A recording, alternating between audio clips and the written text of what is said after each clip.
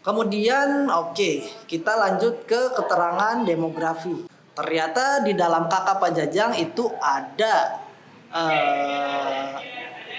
ada apa ya? Ada empat anggota keluarga, berarti kita isi 01, 02, 03, 04. Nah, kita isikan nomor NIK ini ya, NIK Pajajang, karena ini kita tinggal mengkopinya dari kakak ya. Oke. Nah, ini ada kolom berwarna abu-abu, yang lain warna putih, yang ini abu-abu. Ya. Ini untuk cross check juga, barangkali nanti kita salah menginputkan. Kalau untuk jenis kelamin laki-laki, ini nomornya hanya 0 sampai nomor 3, 0, 1, 2 atau 3 ya. Saya di sini ya tulis. Oke. Kalau laki-laki itu kodenya hanya 0 sampai 3. Kalau untuk perempuan kodenya itu 4 sampai 7 gitu. Ya, misalkan di Pajajang ya kita tulis aja ya, misalkan di sini 1. Ani misalkan di sini 5. Faris laki-laki ya, misalkan 2. Emon misalkan 3. Oke. Ternyata Pajajang ini tidak tinggal bersama keluarga karena dia bekerja di kota dan pulangnya nanti lebaran misalkan ya. Berarti nomor 3 ya, tidak tinggal bersama keluarga. Oke, saya jelaskan dulu ya. 1 itu tinggal bersama keluarga ya, artinya dia tinggal di rumah tersebut gitu ya. Atau pulang secara periodik ke rumah tersebut seminggu sekali misalkan. Yang kedua itu meninggal. Kode 3 itu tidak tinggal bersama keluarga atau pindah ke wilayah tapi masih Indonesia, atau berada di kota atau kuliah dan memang dia nggak pulang secara periodik seminggu sekali misalkan, nggak pulangnya lama ya. Termasuk ini Faris ini kita anggap anaknya Pajajang yang tadi sudah menikah gitu ya, walaupun satu rumah.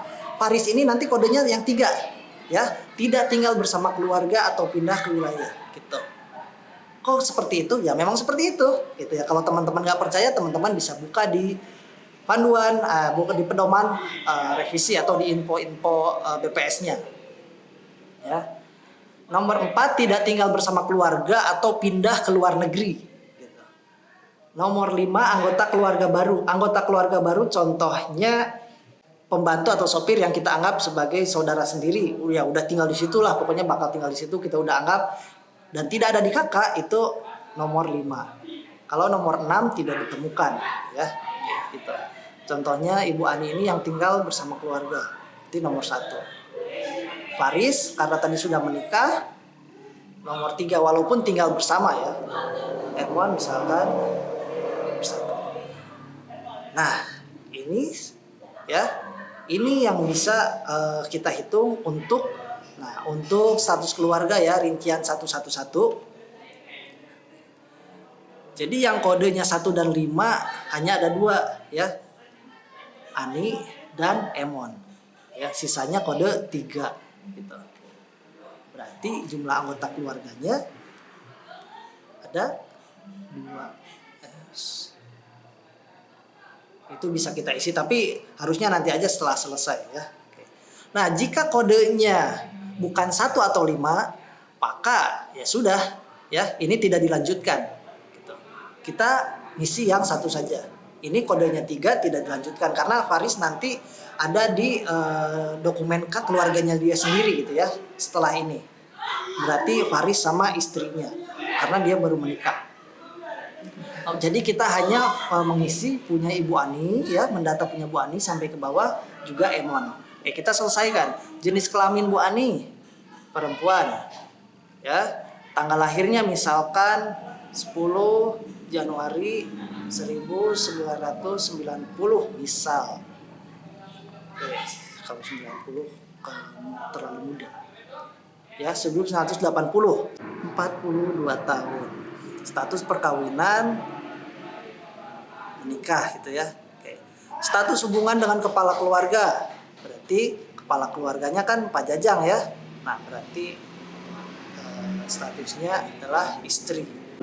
Jika anggota keluarga yang sedang kita data ini perempuan dan berusia 10 sampai 54 tahun ya, apakah saat ini sedang hamil atau tidak? Misalkan tidak sedang hamil, berarti angka 2. Oke. Apakah memiliki kartu identitas? Ternyata Ibu Ani ini hanya memiliki KTP, berarti angka 4. Ya, gitu. Harusnya ini pendataan Ibu Ani dulu sampai ke bawah ya, tapi akan saya bahas yang ini yang Emon karena nanti akan saya coba buat berbeda. Baik, kita lanjutkan ya. Seharusnya ini pendataannya langsung semuanya dulu sampai selesai baru lanjut ke keluarga berikutnya. Tapi karena ini tutorial saya coba kesini ya, yang isiannya berbeda. Nah, kita lanjut dengan anak dari keluarga ini namanya Emon.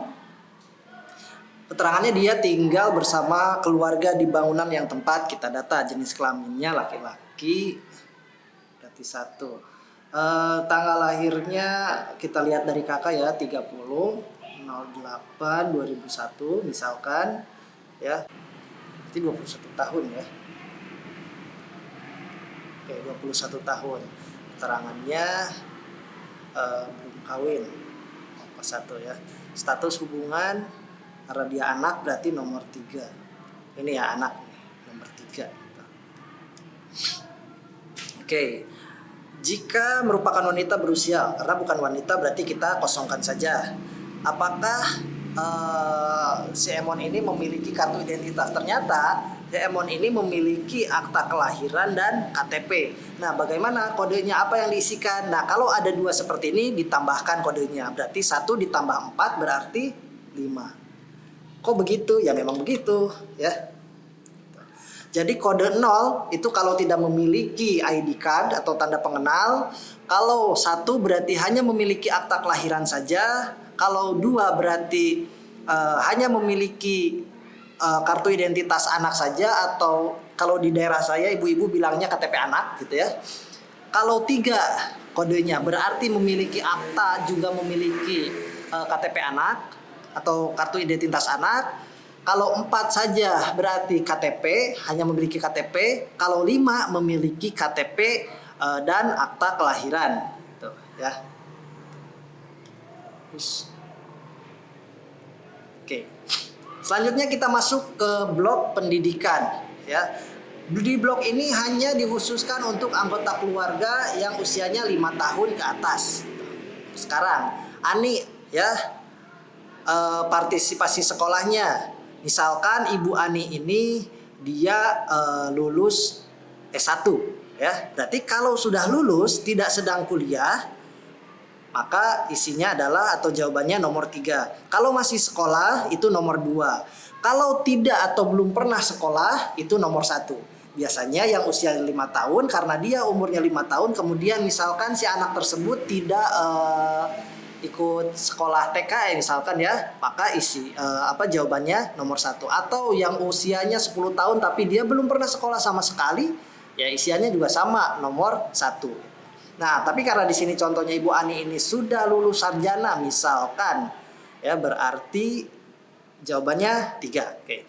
Jenjang dan jenis pendidikan tertinggi yang pernah atau sedang diduduki. Nah, yang tertinggi yang pernah gitu ya, baik lulus ataupun enggak lulus ya, karena ibu ini sarjana berarti lulus ya, berarti sarjana itu S1. Nah, teman-teman kodenya ada di bawah ya, sini nih kode 413 set. Aduh, berantakan ya. Nah, pokoknya di ini ya, di bawah sini ya. Oke. Karena sudah sarjana, sudah lulus, pendidikan tertinggi yaitu ini nomor 19 D4 atau S1. Tinggal diinputkan. Kelas tertinggi yang pernah atau sedang diduduki. Kalau sudah lulus berarti kodenya angka 8. Nah, ini pengkodean ini berbeda-beda ya. Untuk SD, untuk tingkatan SD itu kodenya dari 1 sampai 6 tergantung kelas. Misalkan kita mendata Ibu Ani ini sekarang kelas 3 SD gitu ya. Ya, berarti ditulis angka 3. Atau Ibu Ani ini kelas 8 SMP. Nah, untuk SMP itu mulai lagi dari 1 ya. Berarti kelas 7. Saya tulis di sini ya. Kelas 7, kelas 8, kelas 9 itu kodenya 1, kelas 8 2, kelas 9 3. Begitupun dengan SMA ya. Untuk kelas 10 kodenya 1, untuk kelas 11 kodenya 2, untuk kelas 12 kodenya 3. Kemudian untuk perguruan tinggi ya, jika dia D1, D2, D3 itu kodenya 4 ya, D1 sampai 3 itu kodenya 4. Nah, kemudian D4 atau S1 itu kodenya 5. Kalau S2 kodenya 6. Kalau doktoral S3 kodenya 7. Tapi kalau karena contohnya di sini Ibu Ani itu sudah lulus sarjana atau sudah lulus S1 ya, berarti yang pernah atau sedang diduduki angka 8 ya, tamat dan lulus gitu. Ijazah tertinggi yang dimiliki, karena sudah punya ijazah S1 berarti nomor 19 juga. Tapi kalau misalkan si Ibu Ani ini masih kuliah ya, ijazah yang dia punya SMA berarti di 415 ini bukan 19, isinya berarti SMA itu 13 ya yang ini gitu. Tapi karena ini si Bu Aninya sudah lulus, berarti dia ijazah tertingginya adalah S1. Oke. Kita lanjut ke Emon, misalkan Emon ini 21 tahun apa ya? Oh, kuliah ya. Partisipasi sekolah berarti masih kuliah nomor 2 ya, masih kuliah. Jenjang dan jenis pendidikan yang pernah atau sedang diduduki, misalkan S1 juga.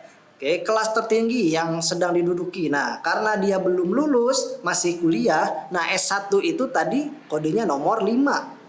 Ya. D4 atau S1 kode kelasnya nomor 5. Ijazah atau STTB tertinggi yang dimiliki, karena S1-nya belum lulus, ijazah tertinggi dia kebetulan sebelum dia kuliah, dia sekolah di SMK misalkan.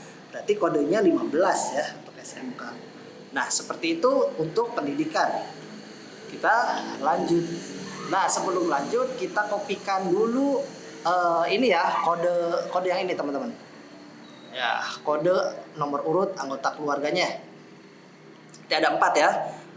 Yang tinggal bersama keluarga hanya nomor urut 2 dan 4. Kita inputkan dulu 01, 02, 03 dan 04. Yang tinggal hanya 02 dan 04. Berarti yang kita isi hanya 02 dan 04. Apakah si Ibu Ani ini bekerja atau membantu bekerja selama seminggu yang lalu? Karena Ibu Ani ini hanya ibu rumah tangga ya, walaupun bekerja mengurusi rumah tangga, tapi karena tidak menghasilkan penghasilan atau tidak membantu orang untuk mendapatkan penghasilan, upah ataupun keuntungan, berarti kodenya 2 gitu ya. Nah, di bagian ketenaga kerjaan ini ya, walaupun misalkan nih si Ibu Ani ini pekerja, dia karyawan, terus dia sedang cuti ya gitu. Nah, tetap walaupun seminggu yang lalu ini dia cuti, tetap ya pekerjaannya diisikan bahwa dia itu bekerja. Atau misalkan Ibu Ani ini punya keponakannya memiliki pekerjaan, dan karena pekerjaannya sangat berat, si Ibu Ani ini membantu seminggu yang lalu itu. Walaupun dalam seminggu dia hanya bekerja 1 jam ya, karena minimal 1 jam, berarti dia dianggap selama seminggu yang lalu dia memiliki pekerjaan atau dia bekerja gitu. Maka jawabannya harus angka 1 gitu ya. Kemudian berapa jam si yang kita data ini bekerja ya. Ini penjumlahannya selama seminggu terakhir. Kalau misalkan kita tanya sehari 5 jam dan dalam seminggu terakhir kerjanya 5 hari, berarti 5 kali 5 25 jam gitu ya contohnya. Oke, saya ubahlah Bu Aninya bekerja ya. Oke. Si Ibu Ani ini bekerja membantu keponakannya gitu ya. Dia bekerja selama 5 hari dan 1 harinya 5 jam, berarti 25. Ya. 25 jam. Lapangan usaha dari pekerjaan utama. Nah, untuk lapangan usahanya ada di bawah nih, kode 417 ya. Dan untuk kode 412 ini pekerjaannya ya, ada 26 jenis pekerjaan. Nah, untuk PPL hanya perlu mengisikan ya dengan selengkap-lengkapnya. Karena kalau PPL nanti mengklasifikasikan kepada yang 26 ini takut bingung. Nah, si PPL tinggal sebegini saja. Dia pekerjaannya apa? Misalkan mencuci piring ya di hotelnya ya, di hotel milik keponakan, misalkan namanya Hotel Uma misalkan, misal ya, mencuci piring di Hotel Uma. Nanti kode ini diisikan oleh PML. Jadi nanti yang mengklasifikasikan ini adalah PML. Tapi harus jelas ya, pekerjaannya apa, lapangan pekerjaan atau lapangan usahanya atau tempat bekerjanya di mana gitu ya. Status dalam pekerjaan utama. Nah, ini untuk 418 ya, ini kodenya. Ada berusaha sendiri. Usaha sendiri itu contohnya apa ya? Menjadi pencuci piring keliling gitu ya, itu usaha sendiri. Yang kedua, berusaha dibantu buruh tidak tetap atau buruh yang tidak dibayar ya. Contohnya kita seorang apa ya? Seorang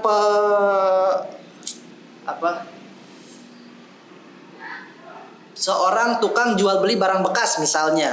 Nah, karena beberapa insiden atau beberapa waktu kadang kita dapat banyak, kita membutuhkan pekerja gitu ya.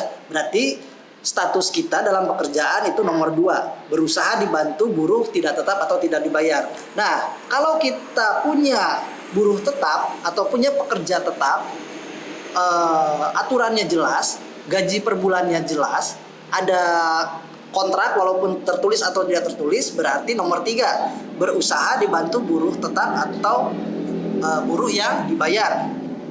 Yang keempat, buruh karyawan pegawai atau pegawai swasta.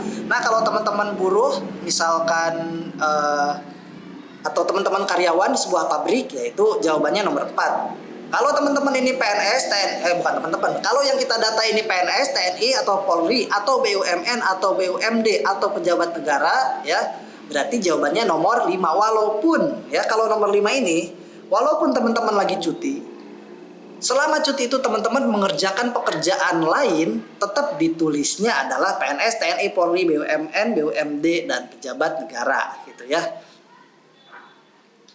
Kemudian kalau pekerja bebas pertanian tadi ya, jadi kita buruh serabutan tapi di bidang pertanian gitu. Kalau pekerja bebas non pertanian, kita buruh serabutan tapi bukan bidang pertanian. Pertanian itu termasuk peternakan dan perikanan ya, gitu. Kalau non pertanian berarti di bidang, misalkan di bidang barang gitu ya, di bidang jasa gitu. Itu yang non pertanian. Yang ke-8, pekerja keluarga atau tidak dibayar ya. Kita membantu keluarga. Nah, misalkan ini mencuci piring Hotel Uma dan kita di sana tidak digaji karena ini punya ponakan kita, dan kebetulan si pencuci piring di hotel ini sedang cuti atau sedang sakit ya. Berarti status kita adalah pekerja keluarga tidak dibayar ya, nomor 8. Gitu. Apakah si Ibu Ani ini yang kita wawancara memiliki NPWP? Kalau ada, terus dia menunjukkan ya, walaupun misalkan kebetulan NPWP-nya susah tapi saya udah scan di HP misalkan, ditunjukin, ya itu tetap ya nomor 1, jawabannya ada, dapat menunjukkan. Kalau misalkan ada tapi pengakuannya ada tapi dia tidak menunjukkan, berarti nomor 2 ya, ada tetapi tidak dapat menunjukkan. Nomor 3 itu tidak ada, jelas-jelas dia tidak punya. Nah, ternyata ketika diwawancara Bu Ani ini ada dan dapat menunjukkan walaupun soft file di HP beliau ya, misalkan. Berarti 1. Kemudian untuk si Emon ya. Si Emon ini karena dia sekolah, dia tidak bekerja. Oke, yang kedua aja langsung. Selanjutnya kepemilikan usaha ya. Jadi usaha ini adalah sebuah kegiatan ya, yang ada, ini ya gini, sebuah kegiatan yang ada omsetnya ya, yang ada dia ngemodal, baik dia memiliki karyawan ataupun tidak, baik karyawannya tetap ataupun tidak tetap, dan dia usaha ini biasanya memiliki manajemen keuangan gitu ya. Oke, jadi teman-teman harus bisa jeli mana bekerja, mana usaha gitu ya. Contoh kalau usaha itu jual beli ya, gitu. Orang yang punya warung ya. Nah, misalkan di sini Ibu Ani itu punya warung ya, berarti Ibu Ani memiliki usaha sendiri, jawabannya Satu, berapa jumlah usaha bersama yang dimiliki, jumlah usaha sendiri ataupun kerjasama dengan orang lain yang dimiliki. Nah, usaha itu bukan dihitung jumlah usahanya ya. Walaupun jumlah usahanya ada 2, tapi manajemen keuangannya disatukan atau tidak dapat dibedakan, ya, jadi uangnya nyampur gitu ya.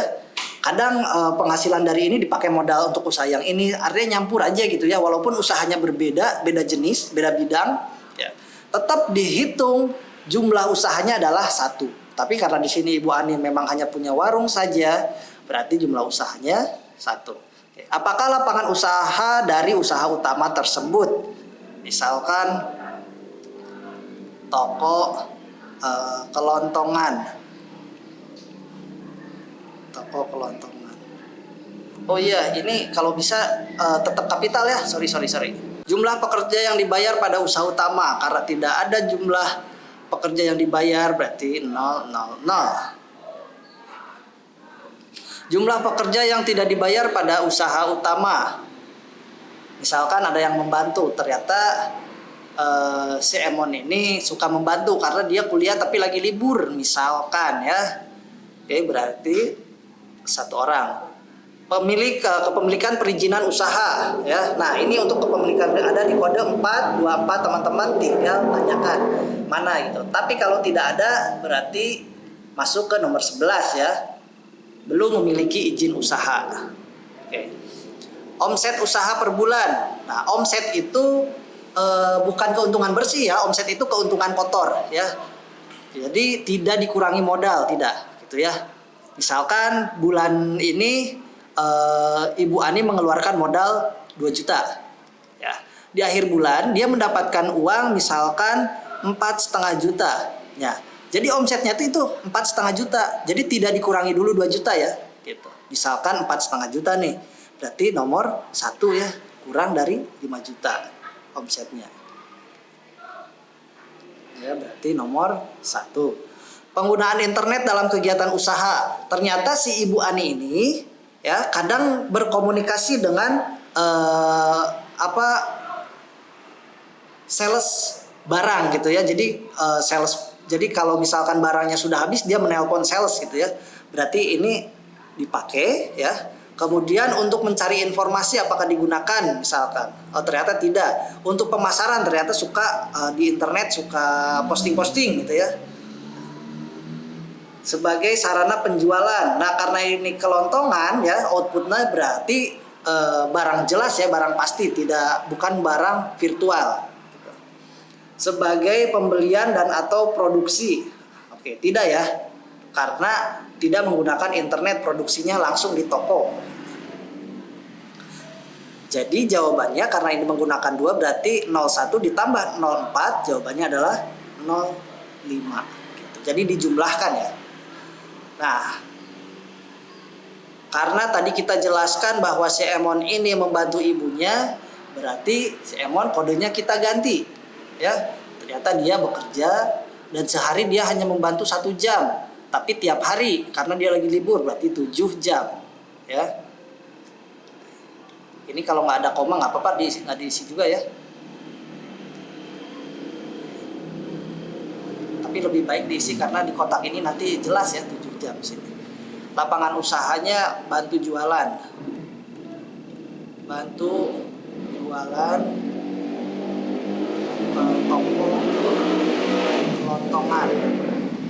toko kelontongan. Aduh, nggak bisa kecil nih hurufnya ya.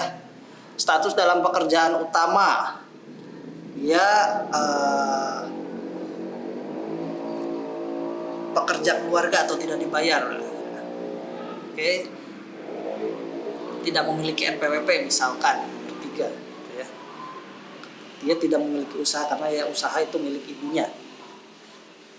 Nah, seperti itu ya untuk pengisian blok kepemilikan usaha.